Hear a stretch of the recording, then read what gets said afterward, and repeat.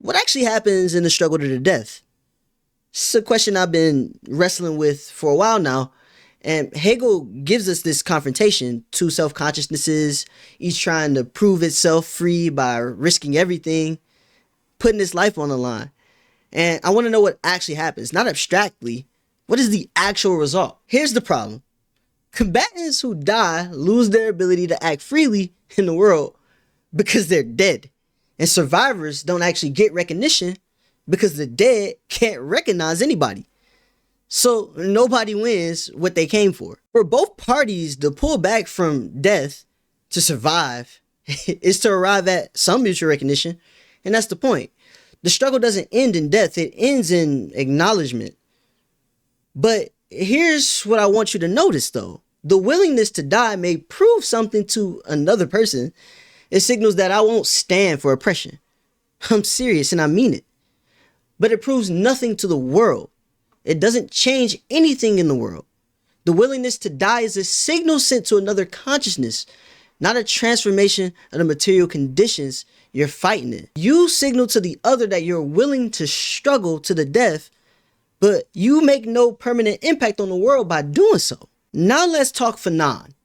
When Fanon valorizes what he calls the fierce struggle, the fierce, even savage confrontation, he is asking the I to negate himself. And this is where it gets philosophically tricky, right? Because if the I ever overcomes the savage struggle, his black identity is lost altogether. Now, let me just clarify this again more carefully. The pour soi, the for self, the conscious subject, does not reflect the in soi. Freedom remains tied to proving to the other that you're free. But if the I ever proves to this other that he's free, he's no longer black. If I ever overcome this struggle, then what even is black anymore? It is nothing, assuming the savage struggle is what makes you black. In the savage struggle, the I sees himself as a member of a race, but that race is ethnicity defined by oppression. Black is defined in opposition to white, and the white people oppress the black people. The black people are struggling to overcome that oppression. The black man finds himself in a militarized struggle, a struggle in which his freedom is bound up with his ability to fight back. Yet, if he ever overcomes this struggle, his identity as black is gone because he is no longer oppressed. Because if race is just ethnicity defined by oppression, what remains when the oppression ends? Now, Fanon wants to just be human, and I think this is the real reason why. He wants to be recognized for what he is, a full human being, and he encounters a problem. Other people see him as black.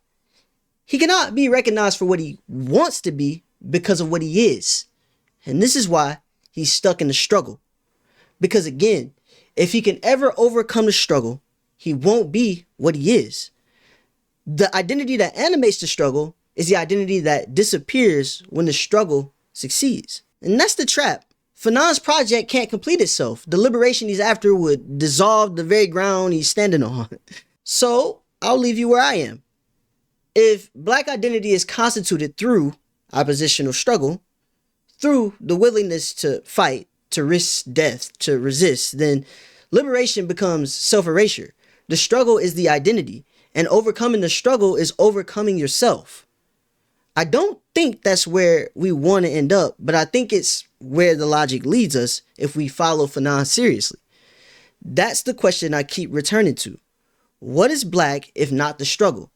And can there be an answer to that question that doesn't just replay the trap? I have some thoughts on it, but that's what another video is for, or maybe even an academic paper or something.